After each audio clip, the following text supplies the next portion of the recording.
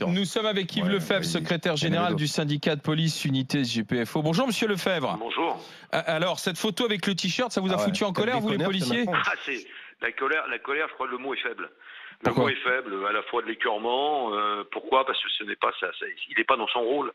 Il n'est pas dans son rôle, je l'ai entendu hier soir dans ce qu'on peut appeler communément un contre-feu, ce qu'il a ouvert derrière devant les caméras et devant les micros.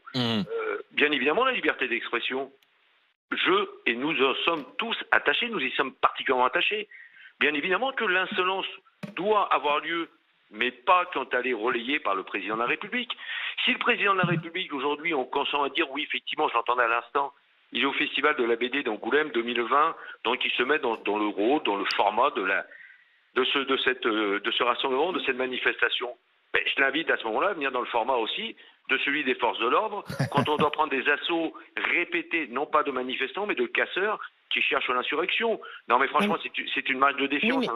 Il a dit quand même que pour lui, la violence n'était pas du côté de la police. La société est violente. Il a tenté un rétropédalage. Vous pouvez pas nier vous pouvez pas nier quand même qu'il y a eu des faits de violence qui n'ont pas forcément été que sur des casseurs. Et c'est normal que le président de la République, il dise je suis pas pour, c'est quand même normal. Ou alors il y a eu que des violences ciblées de la part de la police sur des casseurs. Mais bon, expliquez-moi, donnez-moi votre secret. Non, mais entendons-nous bien.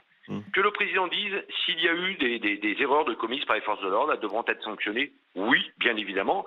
Mais pour ce faire, il y a une justice en France. Et il y a des services enquêteurs. Donc aujourd'hui, le président de la République, à la fois, il prend parti pris manifestement pour ceux qui dénoncent les pseudo-violences policières. Non, il dit simplement à des ministres. Mais attendez, à travers son affichage. Mais j'ai entendu parler de Mitterrand, mais effectivement, Mitterrand, il n'y avait pas de réseaux sociaux, il y avait beaucoup moins de caméras qu'aujourd'hui, même du temps de Jacques Chirac. Mais franchement, comment peut-on concevoir qu'un président de la République, qui est le chef de l'État, qui est l'homme numéro 1 dans notre pays, qui est le patron de notre patron, puisse s'afficher à travers un selfie de cette façon-là, qui nous rappelle à la déontologie, il est dans son rôle. C'est un sujet trop touchy. Mais si, je suis désolé. Non, mais ça fait vraiment... En présentant les choses comme ça, vous manquez de respect à des tas de Français, à des milliers de Français. Si, absolument, en disant c'est une affaire de la justice. Le président de la République a quand même le droit de dire tous ceux qui ont été blessés lors des manifestations ne sont pas des menteurs. C'est pas ce qu'il dit.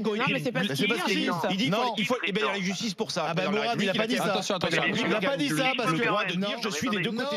Non, il n'a pas dit ça parce qu'après il a dit quoi? Il a dit il n'y a pas de violence policière. C'est pour ça qu'il est incompréhensible. C'est très ambigu. C'est très ambigu. D'un côté, il s'affiche avec un t-shirt qui dénonce les violences policières et derrière il dit il n'y a pas de violence policière. Monsieur Lefebvre. Bah oui, c'est bien sûr que c'est incompréhensible. C'est incompréhensible son message.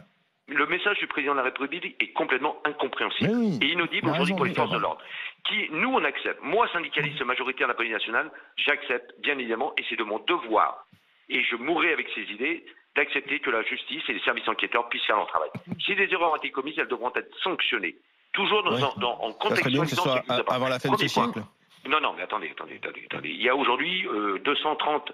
La semaine dernière, il y avait 230 dossiers transmis à la justice pour traitement. Il faut peut-être aussi que le président de la République se penche sur la problématique des effectifs dans la justice pour permettre peut-être un traitement plus rapide. Ça, c'est un premier point. Ensuite, ce n'est pas son rôle. Par contre, j'ai entendu un de vos intervenants qui disait à l'instant, ils sont où les communicants ou les conseillers en communication? Moi, j'invite le président de la République, déjà d'une, à nous recevoir pour nous expliquer enfin le fond de sa pensée et son soutien ou son non-soutien aux forces de l'ordre. Ça, c'est le premier point. Attendez, si je peux me permettre. Deuxième chose aujourd'hui, moi j'invite le président de la République et certains de ses ministres à prendre des vacances. Parce qu'à chaque fois qu'ils nous font une communication, ils la mettent à côté. Très franchement. Belloubet, un tant soit peu Christophe Castaner, notre patron dimanche dernier, avait le retrait, le coup de pub de la TF4, alors que là, très franchement, on le savait déjà, nous qu'on n'en avait plus. Et peut-être heureusement. Oui, en fait, le ministre de l'Intérieur a annoncé la fin de l'utilisation de grenades qui n'existe plus. Franchement, qui partent en séminaire, qui se reposent tous là. Et peut-être qu'ils arriveront à analyser leur retraite aussi, la réforme des retraites. Merci Monsieur Lefebvre d'avoir été avec nous. Retrouvez toute notre actualité sur videopolice.com, la chaîne YouTube d'Unité SGP Police.